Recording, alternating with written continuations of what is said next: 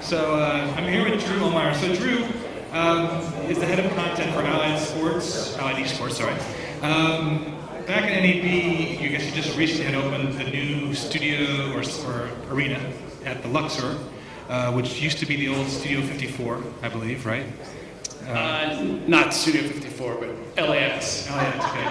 So I thought it was somebody said Nice reference, Ken. I thought somebody said it was the Studio 54. Well, it's either listen to me and you or get on the 101 Exactly, sorry.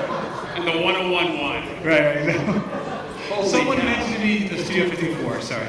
So I guess we have a relationship with MGM. We'll get into that in a second. I have a quick slideshow, so you don't have to just listen to me talk. But we built the Esports Arena Las Vegas, which is our flagship arena. We have several others across the world, China, Europe, and here in the United States we have 2 affiliates, one in Oakland, one in Santa Ana, which was the original Esports Arena.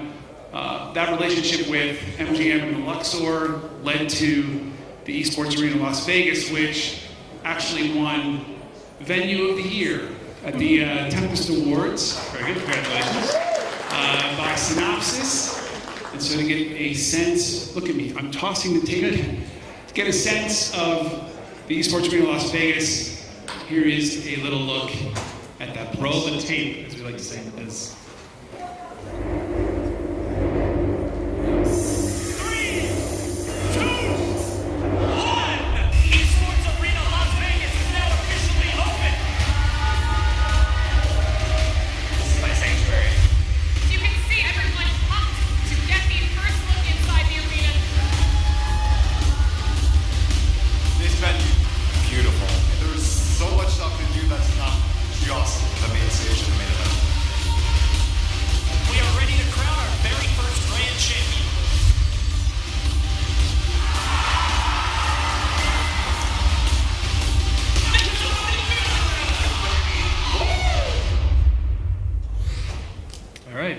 Lively. Fun place. Yeah. So I know you have some. I want to ask you about how you got from vision to reality. You want to roll through the slides? Yeah, so let's run through this. So the parent company is Allied Esports, who's hanging its hat on properties, brands, and content. So the properties are obviously the arenas. You can go ahead and go to the next slide.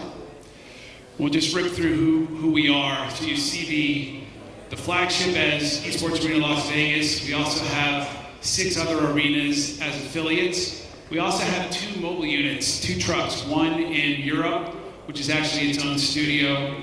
The property there is called the LC Gaming. And then we have Big Meadow, which is our US truck, which we launched last fall. And we will be doing, we have a relationship with NASCAR. We'll be doing a live stream the Sunday of Homestead at the NASCAR race in Miami, which we are producing and we are doing on the truck. The truck opens up into a esports gaming facility complete with 10 pods on stage, and also a small control room in which we can stream.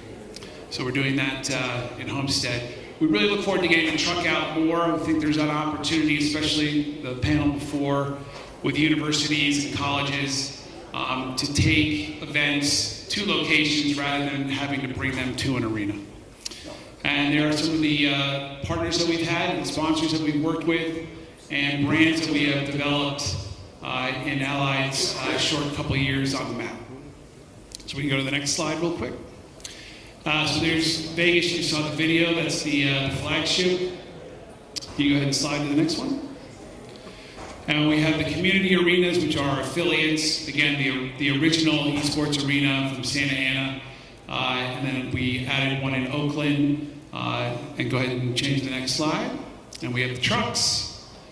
And we have the trucks open up into these experiences, as you can see on the bottom there. So that is what Allied does. You can go ahead and go to the next one. And that's me. Excellent. Great. There you go. So when did you see an opportunity here in esports? So Allied was around for a year or so.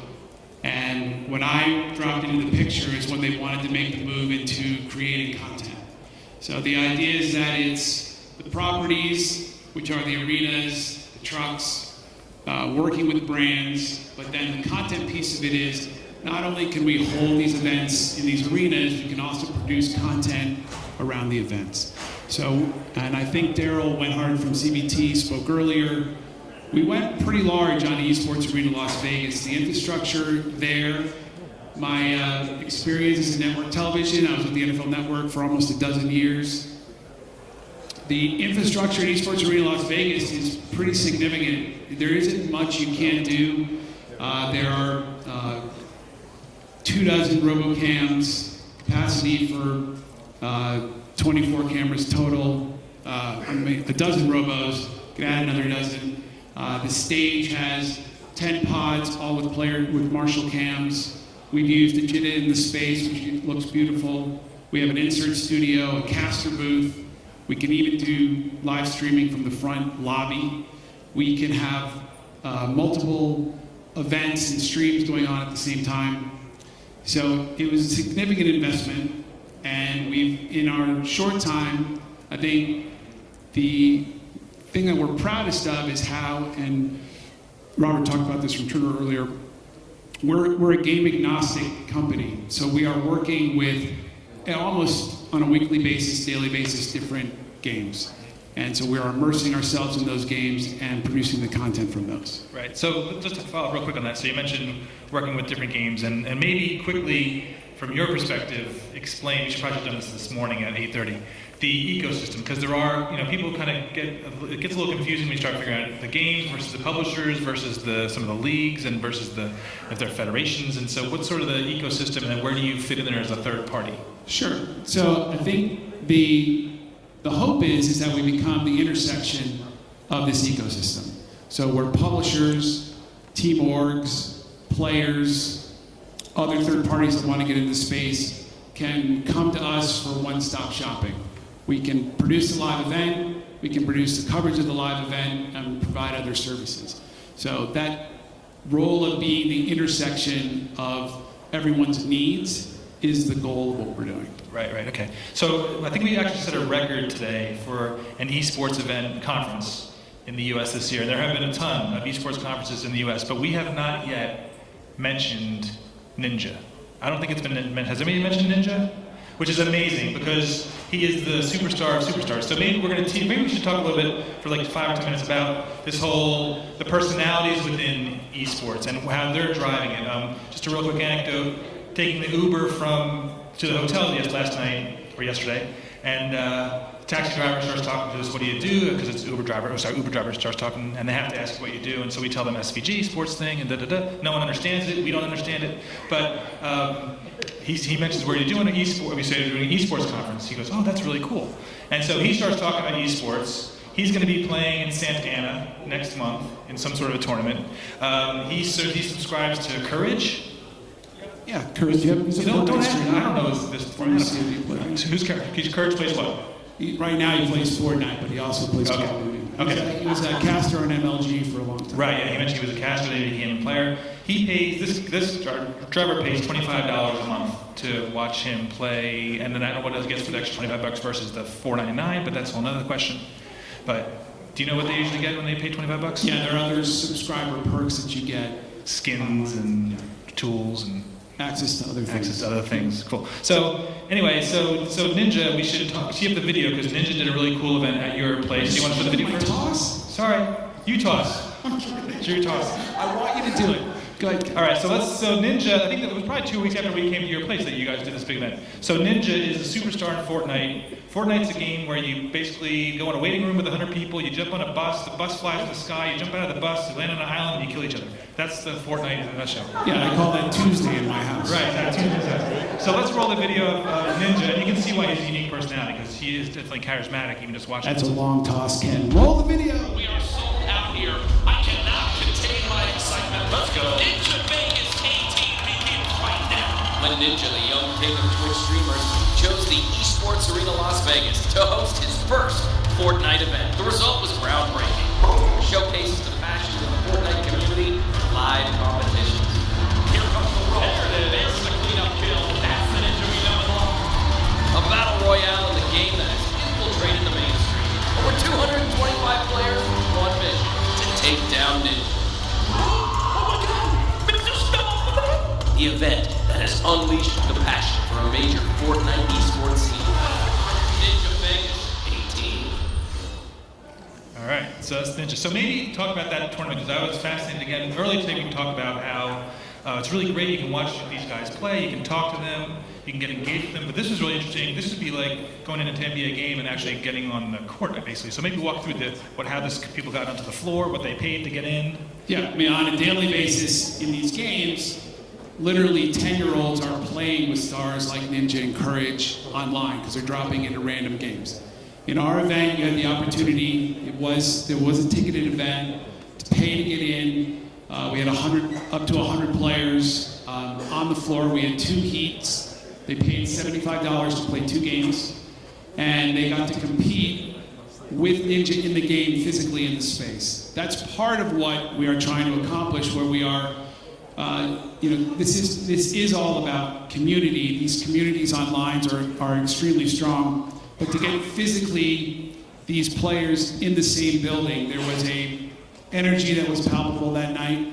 It also happened to be technically the first professional Fortnite event, because Epic had not launched their series yet. They shortly thereafter launched the summer skirmish and then went into the fall skirmish, and now they're off to the races. They were supportive in this event. They wanted to see what it was like. They watched our stream closely. I feel like they learned some things from it. The numbers were pretty astonishing. We broke the Twitch record, which Ninja had set with Drake a few months before, so we hit 667,000 concurrent, 2.4 million total views for the night. We were on for 6 or 7 hours. I line produced the entire show. I'm still trying to shake it off. Like, it was quite an experience, and I would say that of all the things I've done in my career, it was one of the most gratifying. The thing about this, and it's one of the reasons I moved over. I have very good friends who work at Riot, from my days at NFL Network and Fox and ESPN. They invited me to the arena there in Santa Monica, and I sat like week 3 of NALCS like 3 years ago, and it's so palpable, it's so real, the reaction to what's going on. And so we still hear folks say, I can't believe people watch other people play video games. I remember growing up, there was a show that Brian Gumbel hosted called Games People Play. One of the segments was they created a competition for bouncers to compete against one another. One of the competitors was Mr. T, and the event was how far he could throw somebody in a room, and they would, with a tape measure how far they could throw them, and then they have another bouncer compete. Once you've done that, what can't you watch on TV?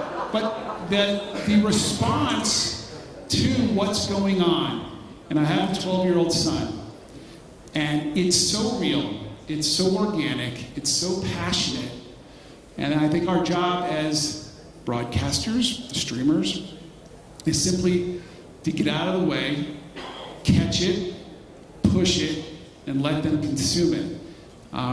We try to do more listening than talking when we're producing these events. We immediately enlist our friends at Esports Arena and those are the publishers and the orgs and the facets. They know what they're doing. They have their finger on the real stuff. It's the heartbeat. It's the passion.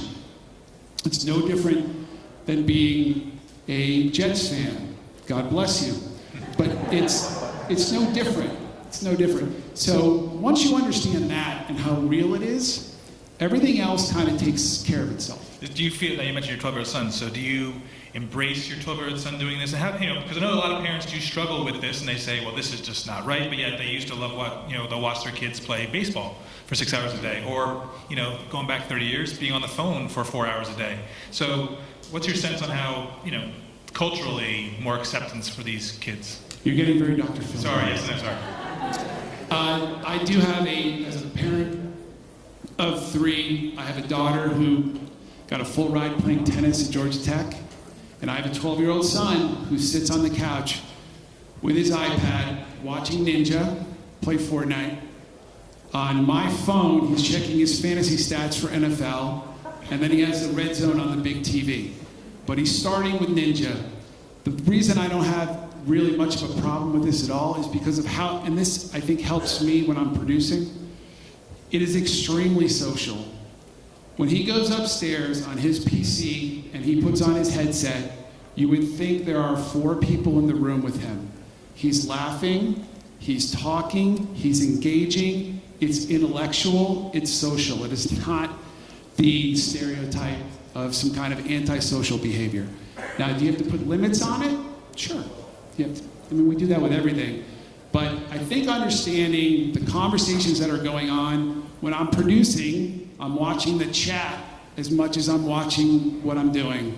Because I have to see what they're saying, what the community is saying.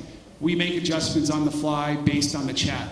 You can't take a left turn every time they say something, but you have to be in touch with it.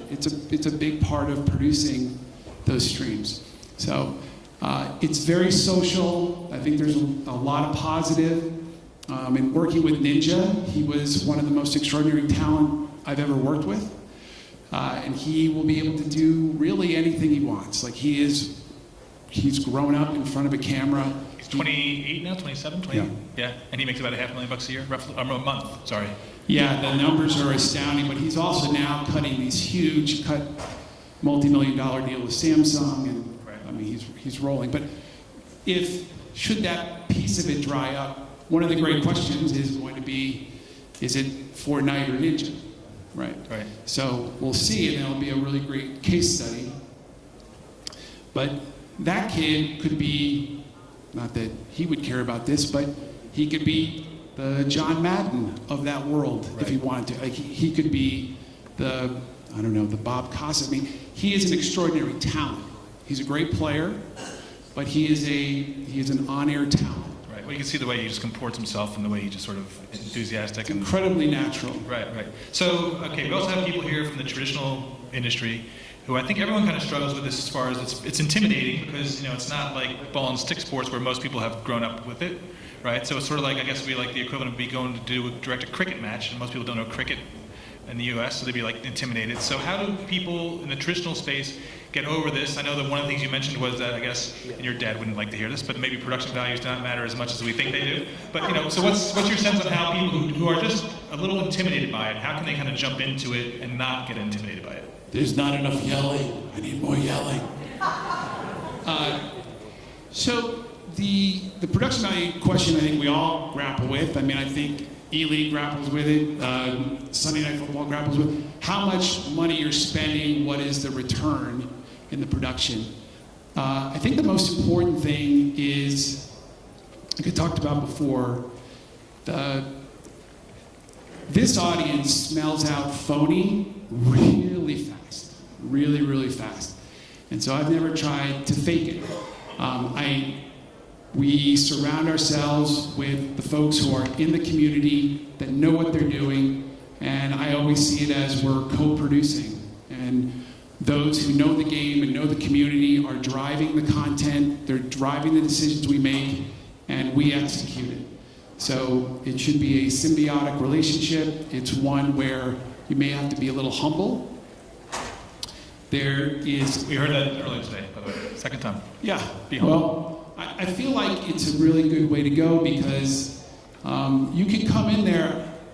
I mean, I personally have been doing something like this for 25 years. So I could come in there with that, but it's not very effective. I think it's more of, what do you think we should be doing? And then also doing your homework. I remember sitting, I think in my pajamas, playing League of Legends at like 10 o'clock on a Tuesday, and my wife walking in to the room and going like, what are you doing? And I was preparing to go visit Riot and start talks with them. So you have to do your homework, but I think it's also surrounding yourself with those who know what they're doing and trying to find common ground. You bring this to the table, I bring that to the table, let's do this together. So last question. So where do you see Allied going from here? What's your roadmap? You've got a pretty good presence right now. So how does it keep scaling out? And do we hit saturation point with this whole esports thing, or are we at the early stages still? I think it's still early. The property piece of it is still growing. The affiliates will grow. We're at 10 now. The content portion of it certainly is getting tricky. The bigger publishers are bringing their rights in-house. They realize they have the rights of the game, and now they have the rights for streaming and broadcast. I think we all know who they are. I think having relationships with them is going to be key. But also, I think there will be opportunities for shoulder programming and other types of programming where you may not have to be so attached. For us, we have some large events coming to the building right in a row. The American Alliance of Football, I don't know if you've heard of that. Yes. So that they're doing their draft at Esports Arena Las Vegas the last week in November. Then we roll right into Riot's All-Star event. And then we roll right into, for the first time, Capcom is bringing their Pro Final event to the building right after that. So that's 3 straight weeks of clients coming in and using not only the building to run the event, but they're also taking advantage of our infrastructure.